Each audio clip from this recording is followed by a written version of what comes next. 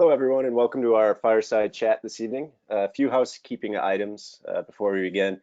We will be providing a recorded version of this shortly after completion. Towards the end of the chat, we will be opening the conversation to Q&A, so please feel free to use the chat function to ask any questions you might have. With that, I'd like to take a moment to introduce our guests today. It's Gerard Dare, CEO and founder of Speedy on Data, and Bruce Biegel, Senior Managing Partner of Winterberry Group. Bruce, Gerard, please take it away. Thank you. Welcome, everyone. I was recently reviewing some of the attendee list, and it's nice to see many of my friends I've made over the years, and welcome you and look forward to spending some time with you here today. I'm going to go ahead and get right to it. First of all, these are Speedy on Studios, not really the fireside that some of you might have been hoping for. I do have my Glenn Levitt 12, celebrating a little bit of a happy hour and another productive day.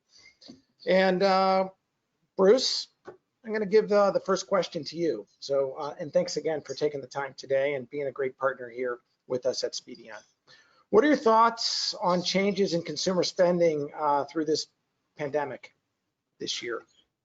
Well, I think we were just having a small conversation about it. We stopped going out to eat. We started going to the liquor store a whole lot more often. I'm having a Balvenie 15 today to join you. I think that there was a significant period of freeze. Now, the market really fractured. You had a stock market that went in one direction, and those who were invested in the market wound up coming out in a very strong place. You had millions and millions of people who effectively had their income cut off. So where did we see consumers spending money? We saw them on CPG and grocery. We saw them on beverage. We saw them move, obviously, everything out of travel and tourism. We saw money being spent on healthcare. And I think that overall, it's an incredibly tight year for the majority of the country. And it was a big year of spend shifts. And marketing really reflected that. That there was a period of time, thinking back to April, we had a massive shutdown for a couple of weeks, and everybody stopped spending money because nobody knew what to do. And if you remember, the stores were also all out of goods. So we had supply chain disruptions. So the consumer, while still having funds at that point, there was no goods in the store.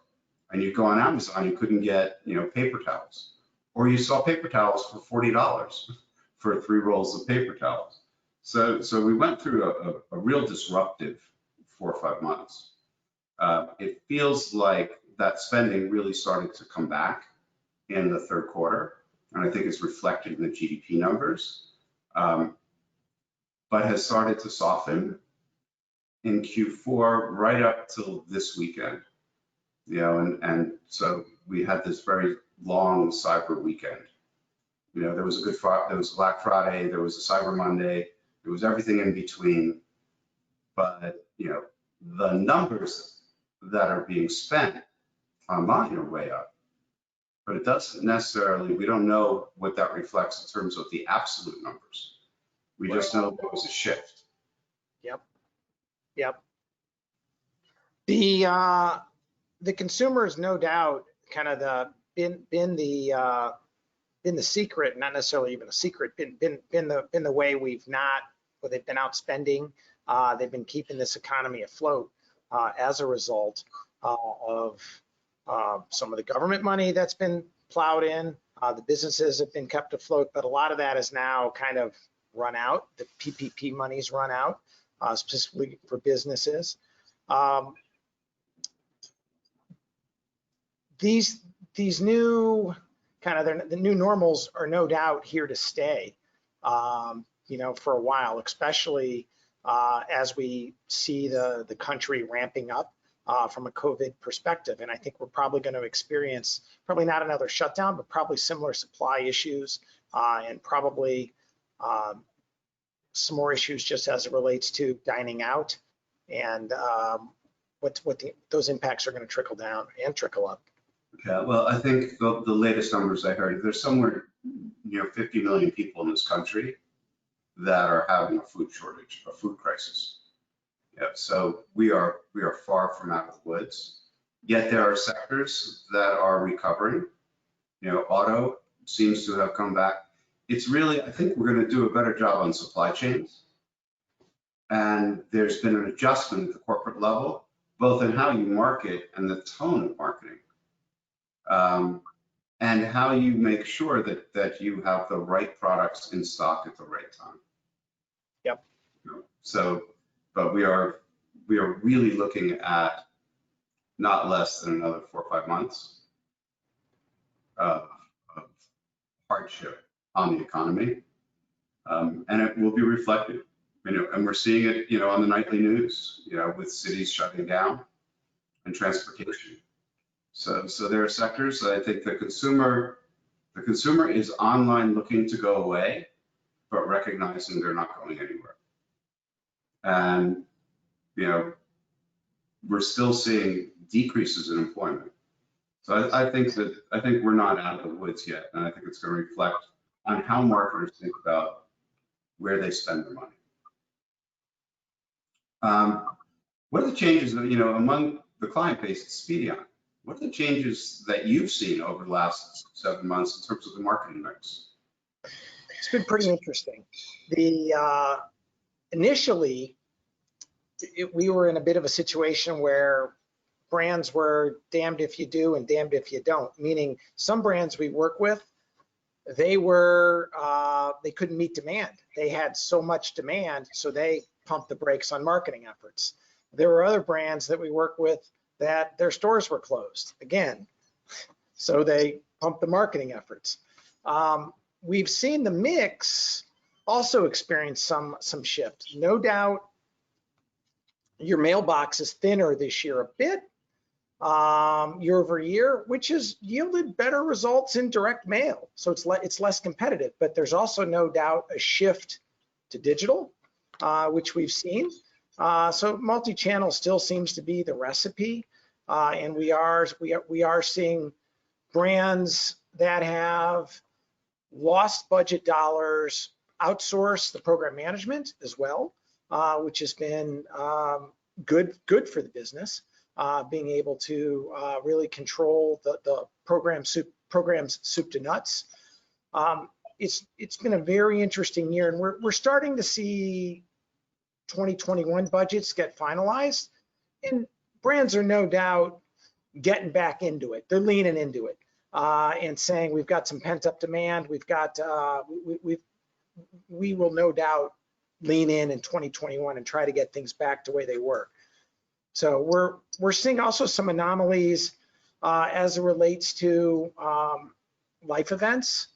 People are moving more this year because of low interest rates.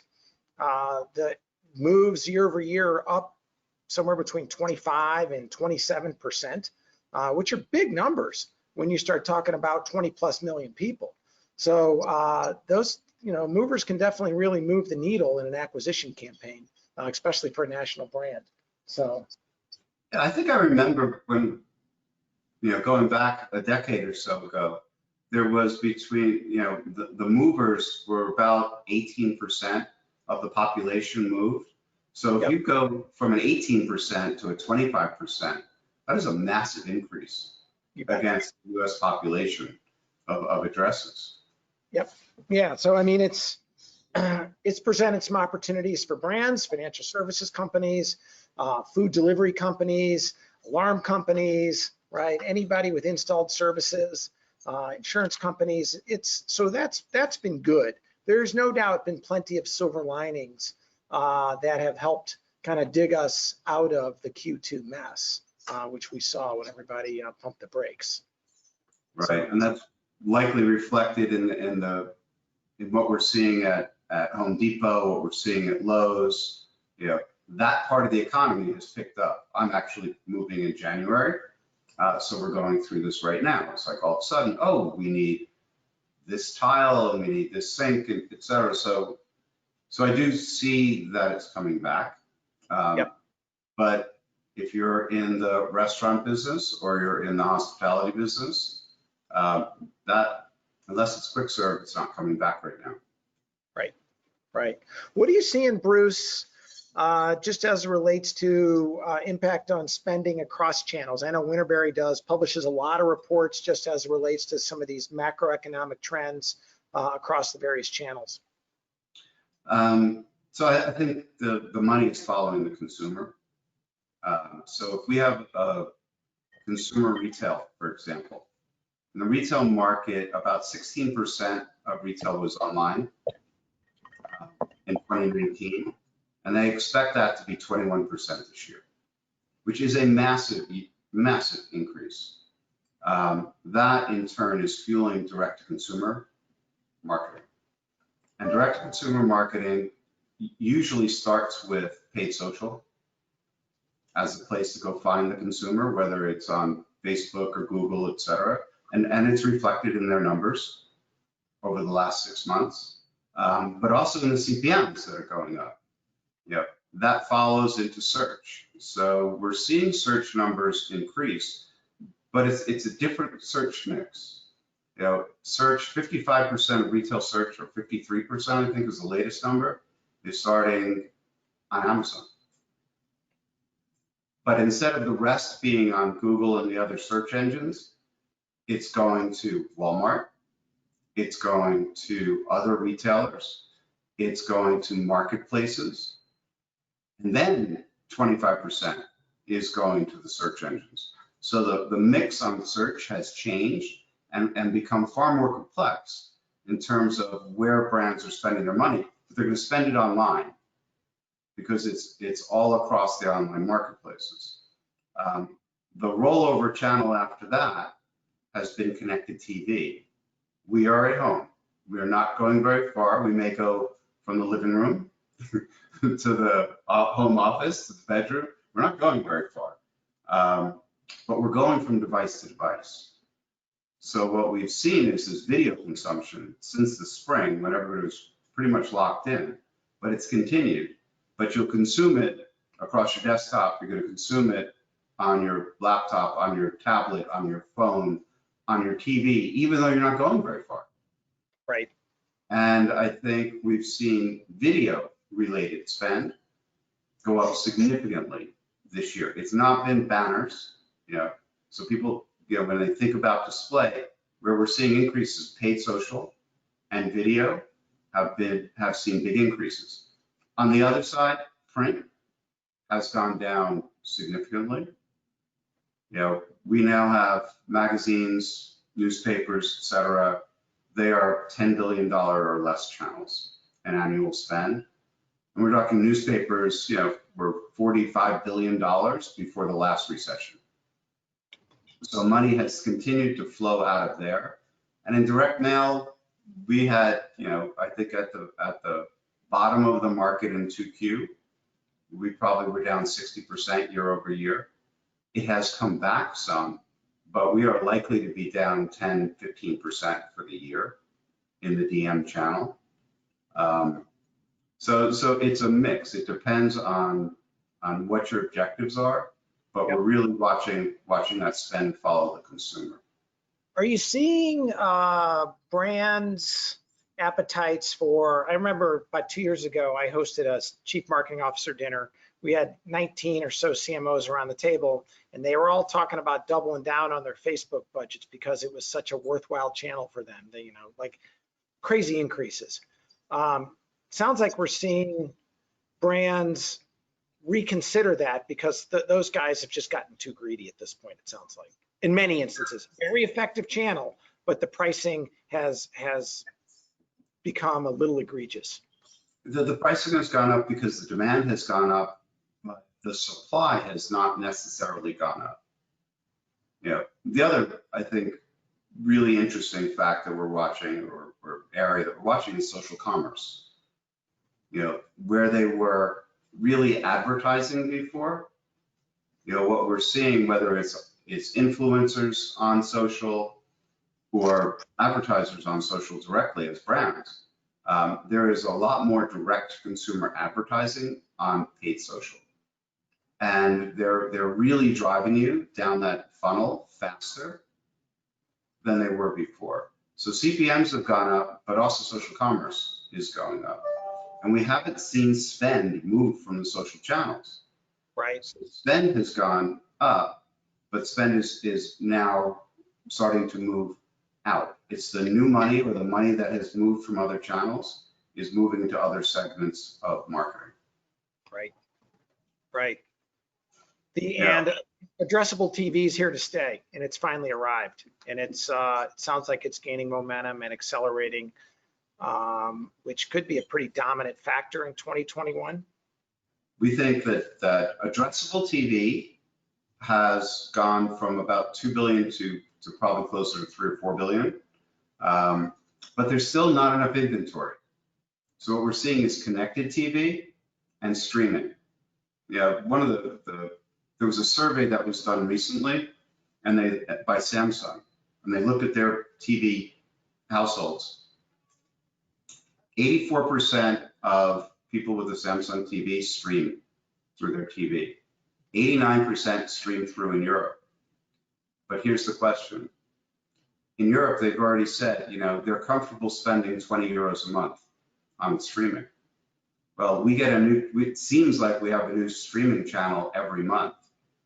So what happens? Are we going to go back to ad-supported streaming that will look a whole lot more like ad-supported on-demand video, as opposed to streaming with subscription? So I think we're going to see the consumer on those channels. The question is it all about subscription, or is it going to be a big growth in ad-supported streaming as well? And we think it will be, because it's either that or we rebundle. Everybody's cutting their cords, unbundling their cable. And it's like, okay, I only want this channel, but wait, now I need these other 10 channels. Somebody's going to come back, somebody like a Roku or one of the streaming providers will come back and say, okay, you can bundle it all back together, and here's your package of streaming instead of your package of cable channels. So it's one of those, what's old may come back and be very new again in the near future. Right. Yeah. One of the things that we watched closely this year, this was 2.5 years ago, it was GDPR. This year in June, we had the implementation of CCPA. We have CPRA that just passed at the ballot box, which we're not going to see implemented until, I guess, end of 2022. What have you seen in your world of data, given all the changes in privacy and all the regulatory confusion? Clearly something we take very seriously and pay a lot of attention to. It's no doubt been something that has not put a lot of effort into compliance. We found that the consumer didn't care as much nationally as we thought they would. And the number of opt-outs, just specifically as it relates to CCPA, has been relatively small. And I talked to many of our partners and they feel the same way. At some point, when the new legislation, the CPRA, goes into effect in the next couple of years, it sounds like the federal government will establish some type of legislation that is overarching for all the states, because it's not any way to live with 50 different laws. It's not been incredibly hard to comply with, that's for sure. We've paid very much attention to it, have our own in-house legal and compliance folks to deal with such things, but it's not overwhelming us. What's been interesting is how little the consumer has paid attention to from an opt-out perspective. It's not been when CCPA went into effect, I think we were anticipating more people would raise their hand and say, please don't market to me. But I actually think consumers, especially relevant advertising, I think they like it, right? I know I like it, right? I mean, I know that I like offers being sent to me, right? And I'm mathematically selected to be served that offer or mailed that offer. right? When you get a piece of mail, it's not an accident more often than not. It's because you fit a analytical profile to receive that offer, right? Across all channels, right? Right. I mean, I remember, I mean, just still retargeting is something that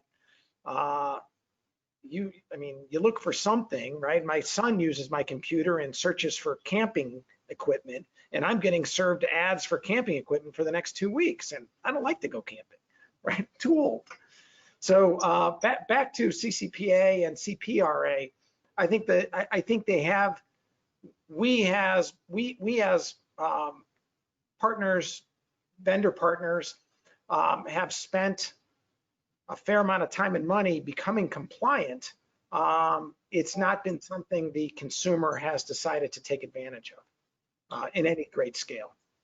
I think that there's an assumption that there would be compliance. And there's a consumption that there's an assumption rather, that permission will be granted to those that are good actors. And we've been doing a lot of work around collaboration and permissioning over the last 3 or 4 months as we think about what comes next. Because it's not just the regulation that was passed, it's also the interpretation of the regulation and how Apple sees what people's view of privacy should be. And Google, and specifically the people in the Chrome group at Google, how they view this. Because I know you're an optimist and you think Washington will get something done. I'm not an optimist about Washington getting anything done. They have a lot on their plate to do and undo. They will, I think, get to this 2-3 years from now. But in the meantime, it seems like a lot of the changes are being driven by the browsers, whether it's Google announcing at the beginning of the year that we were going to see cookies, third-party cookies go away, or Apple's IDFA restrictions. And when you put those together, it changes how you advertise online. It doesn't impact direct mail, but it really changes what you can do and the way you can target and the way you can measure as you lose identifiers. Yep. CPRA is much more intense on a variety of levels as well, right? The sensitive personal information, just as it relates to race, ethnicity, sexual orientation, precise geolocation. These are areas that are going to be much more scrutinized in CPRA. And there's also going to be data breach liability in CPRA. So consumers now have the right to expand their actions to sue businesses, which is concerning. I will say that. Hopefully, to counterpoint you, the federal government gets more involved other than we just have the state of California legislating for all of us. I mean, they're lovely folks, but some of this stuff could really create some pain for our industry. Yeah. One of the things that we do, because we do a lot of work in Europe, is we look at GDPR 2.5 years later, which has a lot more teeth and a lot more risk. When you look and say 4% of your global revenues could be the fine for an enterprise organization, you really think about privacy and what you can do. Right. And we've seen a couple things. One, different countries take privacy to different levels, but there's much bigger and greater awareness that has evolved. When GDPR came in May of 18, half the companies were ready for it, kind of like here. But now when you're over there, what we've seen is penetration of CDPs, customer data platforms, is way up. The attention to consumer data and first-party data has increased significantly. Yep. And when you go on, not only do you accept this cookie, you got like a whole checklist of, are you opting into this? Are you permissioning for that? Are you permissioning? So all of a sudden you've got 4 or 5 things that you need to check off. So if we look at where they are 2 years later, will we get there with CPRA having a lot more teeth? But again, the early regulatory actions and that we have seen were for data breach, not for misuse. But now we're getting to that point where they're starting to come after companies about permissioning and using data inappropriately. Yep. So And we think CPRA, there's time. CPRA will also demand that companies disclose the amount of time they intend to retain the personal information, and it prohibits businesses from retaining personal information then longer than is reasonable, which is like all good legislation. Keep it vague, that way we can pursue. So Well, the question becomes what's reasonable. And it's also which vertical you're in. If you're in a regulated industry where part of the regulation says you have to keep the data for 7 years, transaction data, other data, right. Other industries don't have that regulation. So what becomes reasonable? What's regulated in financial services and investment banking, for example, or what's regulated at the consumer level, or Yeah. not regulated at all. So I think it will be and continue to be a bit of a mess. Yeah. But what we haven't seen, and this was, one of the concerns, is this, oh my God, CCPA is here, and all of a sudden all of the third-party data providers go away, or people start leaving co-ops. We did not see any of that. Right. We've seen a market that adapted and said, okay, we need to permission appropriately. We need to have the right opt-out mechanisms. We need to be able to validate if somebody asks for their personal information. So we saw adoption very quickly across a much broader segment of the market, but I think it's going to make everybody a better marketer. People who were lazy before and didn't have their data house in order, that was okay. But I think in a more regulated environment, it's not okay. But it'll therefore, give that focus on building up those data assets. Yep. And then it's like, okay, great. Which channels can I use them with? And if I don't have enough scale, what do I need to do? I need to start modeling it up. I've had enough of compliance. From your early read on channel trends, Bruce, for marketers in 2021, what are you thinking about? So we're thinking about a bounce back, for one. But we think that this year, the early forecasts were down 11, 12%. We think it comes in somewhere in the upper single digits when everything shakes out. But big tailwind on the digital side, big shrinkage on the offline and traditional, and experiential, which was tens of billions of dollars of spend. In-person events, that's gone. And we don't expect that back until second half of next year. So there are categories that we think stay strong. Video, digital, influencer comes back faster, video, targeted channels will do better. We think direct mail sees an increase coming back next year. Will that be a 5% increase? We don't see the channel coming back to where it was in 2019, but we do see, most channels coming back. Print's going to have another hard year. Experiential doesn't come back to the second half. Search, we think it continues slow, steady growth, not overwhelming growth. But we think that people will really target, and people are going to test this year because we have at least 6 months of COVID disruption still ahead of us. And we've got the changing landscape and identity.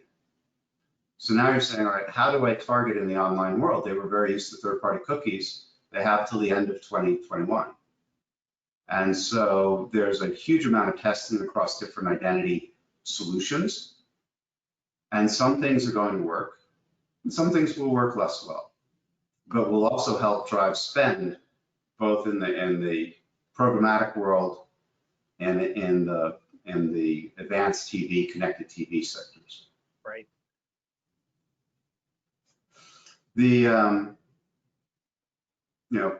Those things we hear at the macro level. What are you hearing from your clients and customers? Are they telling you the same thing that we're hearing, from the forecasters? I think everyone's counting on, well, we were counting on a vaccine, still are.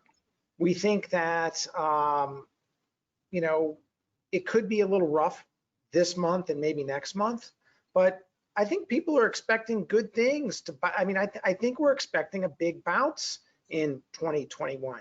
I know our customers are getting their budgets assigned right now, and we're seeing serious growth.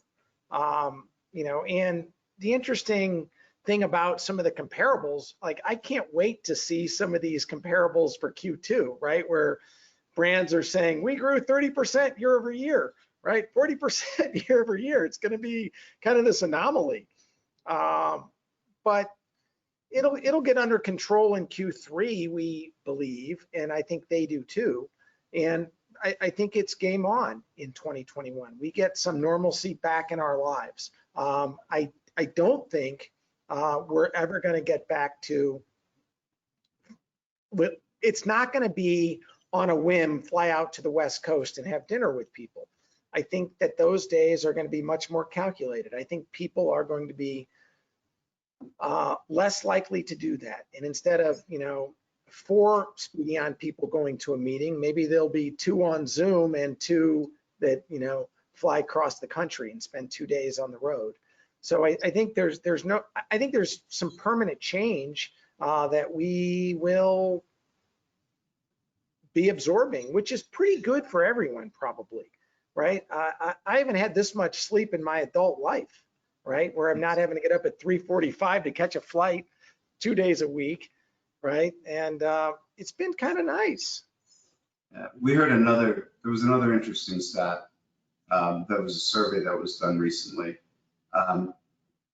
People, you know, 50 plus have gone online in droves this year. In their 50s, in their 60s, in their 70s, you know, they may have been laggards, and they really held to that in-person shopping experience. And now, as they've gone online, what we're starting to see are the millennials and the Gen Xers, et cetera. They are clamoring to get back in the stores. They're looking for that in-person experience that they've been denied.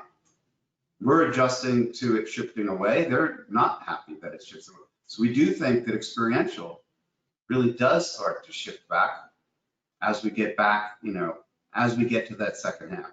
I also think some stability in Washington will be helpful. You know, when you have a split between the Senate and the presidency, they tend to do less harm. And so I think we will see more stability in Washington, and I think that will help because you can plan and budget better. And I also think they are going to come back with another level of stimulus to help us kind of make Q1 not as painful as it will be if they continue to be as stuck as they are right now. Right. I agree.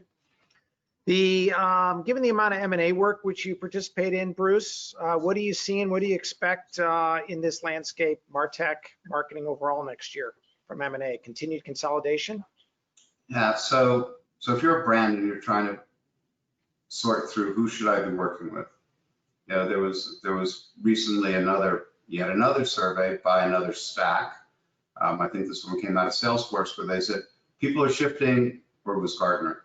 People are shifting back to stacks and away from point solutions, you know, which puts pressure on many of the point solution providers to consolidate with others to create new stacks. So we think that there's a wall of money that is sitting there that has been generated through the stock market.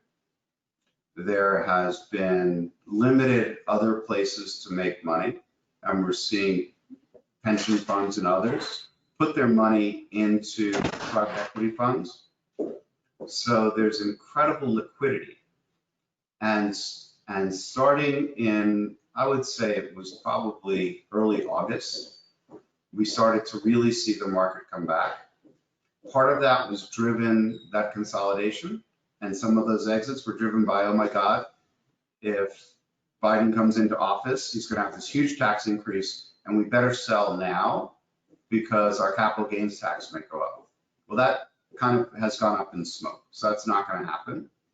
Yet there's this, significant amount of money sitting on the sidelines. There are some tentpole companies, the Salesforces, the Adobes, et cetera, that can still buy. You look at Salesforce buying Slack, for $28 billion. And you see prices that are very, very elevated. And when you have elevated prices, you see sellers running to that. So our outlook for next year, after what would be a comparatively slow 2020, because things really shut down, our outlook for next year is a lot of activity. The money has not been put to work. There's a desire to consolidate. Do we need 8,000, ad tech and MarTech companies like Scott Brinker tracks, in his reports? No, we don't. But it seems like every time a new company has been consolidated, two more are starting up. So we're seeing enhanced activity at the venture level, but also at the consolidation in the financial sector. Right. And we're also seeing brands consolidate, which also puts pressure on the suppliers. Because, when two of your clients decide to merge, it's usually not a 1 + 1 = 3 in terms of spend. There are going to be spend synergies. So we think that the activity that's happening among brands and their consolidation, especially in D2C and direct business, that consolidation will put increased pressure on consolidation across the supply side. So we think a lot more M&A is coming down the pipe, and valuations will be heightened for a while.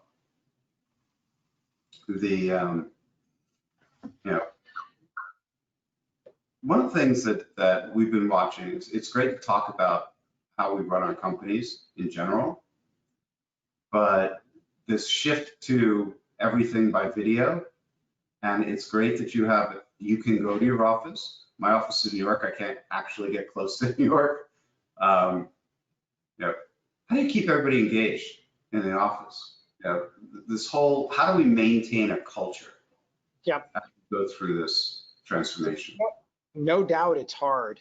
I think one of my goals as the CEO of Speedion is I use this term frequently, it's eliminate the distance, right? So how do we eliminate the distance? And there's, Zoom happy hour, that's fine. We actually have a couple of other things that we're doing over Zoom, more than happy hours to engage the folks, or Microsoft Teams. We use that as our, as part of our infrastructure.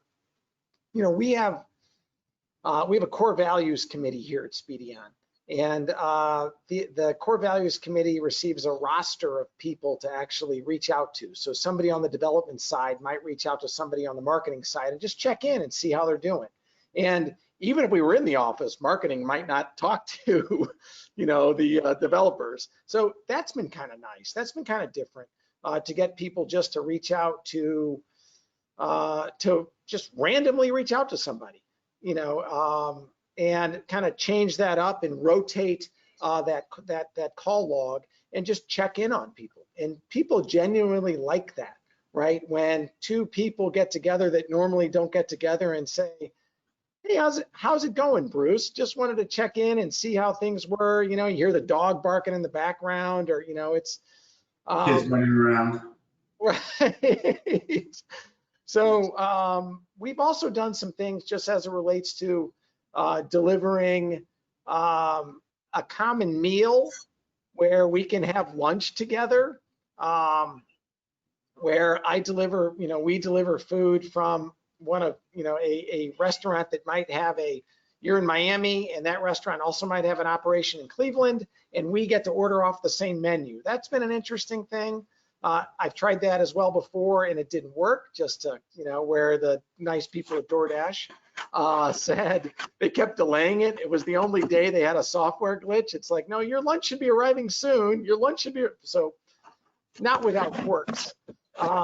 It's been really, I think, great to also get a handful of people in the office that are local. So we've encouraged that, no more than, we're not by any means overloading the office. And then when things, when we sent out a survey to our employees, 41% said they never wish to come back to the office because they've eliminated this commute. So where some people commute 45 minutes, an hour a day, and they get that time back that they can spend with their families or on something other than work. So that's been nice as well. But keeping the culture alive, I think we're going to do some things just as it relates to, departments engaging on on a regular basis, be it in person or virtually as a whole, and unlikely kind of communication between two folks is something that we've encouraged a lot. And then getting the company together as a whole in a virtual environment, we have the pleasure of doing that on a monthly basis. What about onboarding new employees? That's we find with our younger staff, that in office being able to drop in, Zoom and Teams, it's not a drop in. It tends to be much more scheduled. And as we think about how do we train the next generation in this remote hybrid that we are most likely to have, if you've been working for 10 years, you know how to get it done. Right. And you know what's expected when you're getting started. I think it's very different. I totally agree. And the ability to mentor has got to be more proactive. And if we're not doing that by actively almost being much more cognizant of this, this younger person that probably doesn't have the years of experience of personal interaction in an office. So I think that will be something that we need to keep a close eye on, right? Because I do think there comes a day where this office that I'm currently sitting in is probably thriving, but probably not to the level that it ever was, right? I mean, people are gonna take the work from home option, but keeping people engaged, we have to become more creative and continue to be creative on how we're doing this. Because it was initially back in April and May, the Zoom happy hour was really great. And this is great. I hope this is informative to all the folks. But I don't get that excited about a Zoom happy hour these days because there's too many of them, right? And I don't want to say I'm bored with them, but I like the engaging experience that we're all having now. We've got to come up with some more valuable insights to engage folks. Yeah, kind of shifting back to the marketing topic. When the brands that you work with come back to you and they're working at home and you're working at home, have you found people to be more accessible? What are some of the challenges you're seeing in client interaction? So how you overcome it? We've had some big shifts in that category. So typically we've done a lot of business to business marketing, right, for big brands. So these brands want to contact hiring managers, as an example, at their place of work. And today, these offices aren't full of people. So we've seen a shift to now those brands marketing to those hiring managers at home, which we're privileged on many occasions to know where Gerard Dare works and where Gerard Dare lives. So now we can market to Gerard at home from a business perspective, which is very useful. So we're seeing a shift from B2B to B2B2C, or B/C, which that's been interesting, no doubt about it, and a big change. When does it change? The confusing thing is when we start getting the virus under control, when does it trade back, and kind of when does that all shake out? When it comes to B2C, no doubt we're seeing people get excited to walk to the mailbox and get their mail. It's like a highlight when you're walking from home, at least when I work from home. The mail just came. I walk up and I get the mail, right? And I don't usually get the mail until 8 o'clock at night, right? So when you're working from home, it's a little different. So that's been useful, no doubt about it.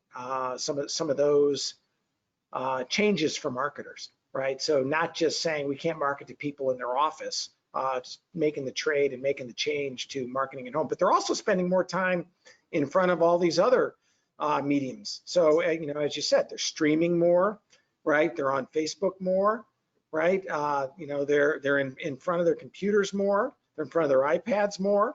I was just talking to one of my, I was talking to our president, Mr. Neil Barry, who said that he's watched more television or movies or shows in the past 8 months than he's watched in the past 10 years or something of that nature. So it's a different world, no doubt about it. What are you seeing in regards to buying habits and how they've changed in 2020 and how marketers can better understand this going forward? Yeah, I think, one, it's going to come back to the data. So when we look at the market today, we are seeing less money spent on traditional market research because it's much easier to test in the digital world, to understand. So a lot more surveys, a lot more sorting out what data you have, and a lot more use and leverage for analytics. So on the one hand, data has become incredibly important. On the other side of that, we're seeing restrictions on what data you have access to and how long you have it, which I think is creating a bit of a challenge for some of the marketers. We're collecting more and more data, but how do we put it to use? And I think that is going to be really part of the story in the next 12 to 24 months. We have different data solutions. We think of it as collaborative data solutions. You hear about clean rooms, you see co-ops, you see data marketplaces, you see data exchanges. What data do I have permission to use? And what data don't I have permission to use? And should I be turning to my partners? It could be a bank, credit card company and a retailer. Or it could be retailers in a co-op, or it could be publishers in a co-op. Or it could be somebody trying to do work within the social media walled gardens where very little data comes back out. So you can lose track of the consumer as they go in and out. So we think the biggest challenge for the marketers coming up as they try to follow the consumer is the fact that they go in and out of places that are opaque. So that this whole notion of identity becomes that much more important. I need to have that communication with you. I need to be consistent about it. But at the same time, I don't have enough data. So I have to find new ways. And we think one of the big things that's going to come in is more collaboration. Right. And much better use of analytics. And starts with your first party data, the data that you have rights to. First party data and first party cookies don't go away. Right. It's going to go from there to your partner's data, other people's data that you can leverage, on a shared basis. And maybe you only have certain permissions on what you can and cannot do with that. And then from there is what can I interpret and what can I enhance and enrich with third party data so that I now have a better view of who is Gerard and Gerard's household. And I think that challenge is the challenge for probably 12 to 24 months, compounded by a moving target in terms of what data you have access to. Right. So, yeah. We got about 10 minutes left. I want to not miss one topic. I want you to elaborate a little bit on what's going to happen. What are your thoughts when when kind of the rudimentary marketing cookie gets eliminated here in the not too distant future? So we're tracking 5 types of solutions. So one, if you're a walled garden, if you're a Walmart, an Amazon, a Google, a Facebook, et cetera, you have your own ID, and you don't really need much data from others. You have plenty of data. If you're Amazon, you have more transaction data than anybody. So we think that there's one ID set for the walled gardens and for those that are very large scale providers. We think that there's a number of initiatives Trade Desk, LiveRamp, and many others who are trying to come up with a common ID to replace the cookie, the third-party cookie, as a common ID. And so you're seeing consortiums between the technology players and the publishers trying to bring solutions to market. We're going to see a lot of collaborative solutions, things like clean rooms, bunkers, et cetera, that are brought into the market where data sharing occurs, where you can look at, if I'm a brand, I can look at the data I have against a particular media owner or against another brand and say, hey, there's a good match. So perhaps I should target your audience, or you could target my audience. So Right. we see collaborative solutions like that coming to market. We're seeing identifiers that are used really only in programmatic and bidding, so ID solutions that are very point specific. We think that the connected and addressable TV market is not necessarily 100% aligned with the programmatic or the personalization on your own properties. And so, because they never had cookies to begin with. So in the TV world, they're looking at what comes next. Is it an identifier from a streaming provider, from a Roku or something like that, or a Samsung or a Vizio? So we think there'll be another set of IDs. And then last, we think there's going to be a lot more contextual targeting, both keyword-based and page-based. So you put all of that together and it's like, is it going to be either or? No, it's going to be, I'm going to, within this walled garden, I'll use their ID. And with this set of publishers, I may use a different solution. And with this set of brands that I collaborate with, I'm going to have another solution. So as a marketer right now, I am looking and saying, how do I adapt to 3 or 4 solutions that I use in the paid world and in the partner world, and of course my own IDs that I can use on my own sites, in my apps, in my stores, etc., for understanding, for targeting, and for doing measurement and attribution. So we see a whole level of complexity entering the market. And of course, you don't know what you have to deal with because Apple could change their mind next month. You know, IDFA restrictions were going to affect in October. We'll give people more time. You know, end of 2021 for Google's deprecation of cookies could be end of 2021. What if they change their mind? We don't know, because there's, you know, so this lack of known outcomes will have people trying a lot of solutions. So we think there's a lot of testing for the next 6 to 8 months until people get comfortable on which solutions am I going to use and what solution sets. But overall, when we look at the data industry, which was about a $22 billion industry this year, we actually think the identity portion of that, which is about $4 billion in the US, doubles over the next 4 or 5 years. Wow. Big numbers. So it doesn't go away, it's just different. Yep. I'm going to throw it back over to my esteemed colleague, Anthony Pauly. And Anthony, do we have any questions that have been submitted? We do, yes. So with the focus on first-party data, compliance, personalization, as you all have been discussing, what trends outside of what have already been discussed are happening in marketing technology, and what is your recommendation on where I should invest? Start with investing in the data layer. Yeah, so think of, there's a data layer, and on top of that layer, there's a decisioning layer, sometimes called the intelligence layer, and then there are all the applications that you use. So what's common across the ad tech and the MarTech world is that data layer. The customer data platforms, how you aggregate your first party, the analytics, you can do that on that, business intelligence. So all of that data management and data integration work, get that right. So that's the first place to invest, because that's the enabler. That's the fuel to make better decisions and to orchestrate across channels. And then finally, we look at the applications themselves, whether it's a demand side platform or an email platform.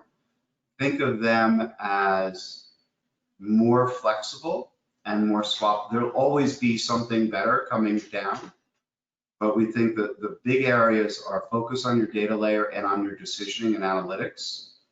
because the changes at the channel level will continue.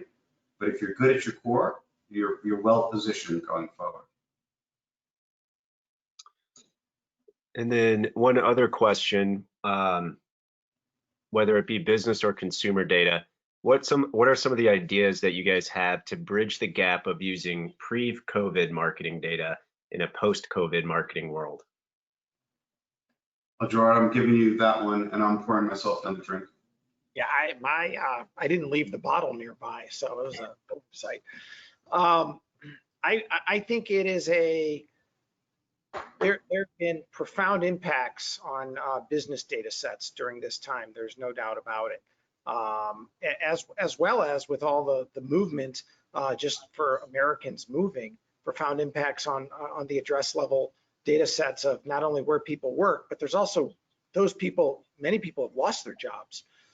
So that's also been an impact. So not only just people working from home, but people no longer working has been an impact. So I think there's a big opportunity here for data hygiene across the CRM that should make a meaningful impact.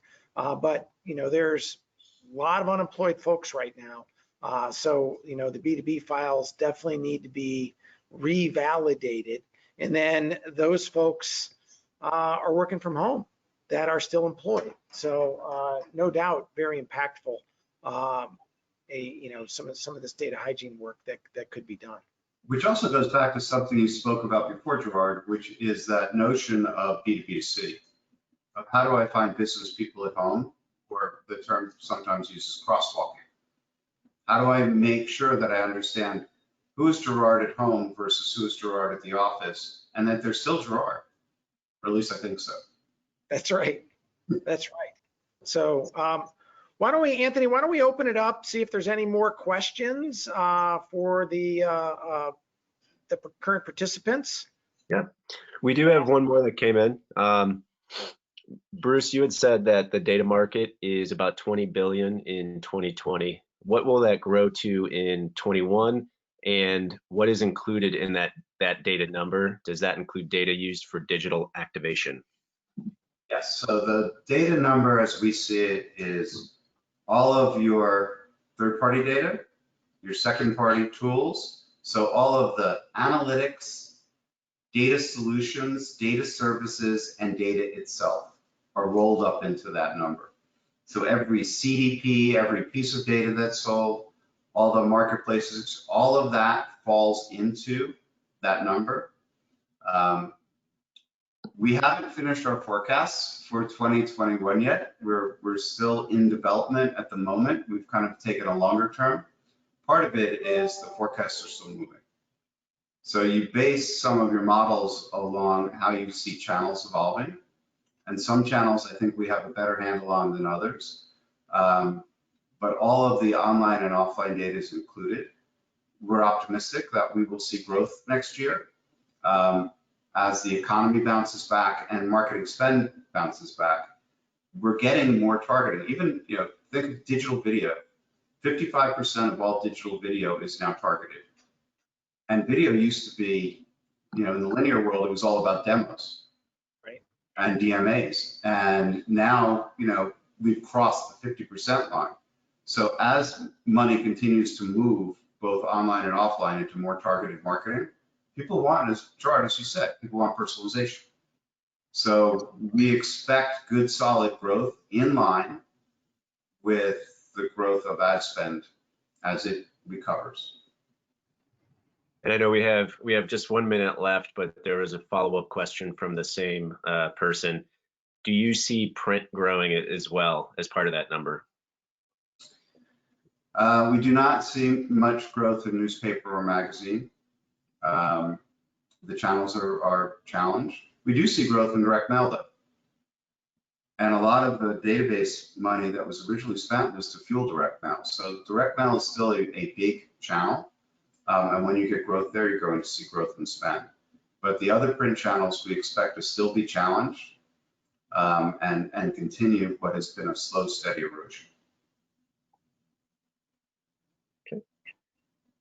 Well, great. I want to thank Gerard, Bruce, both of you for your time today. Everyone that attended, thank you very much for your time as well.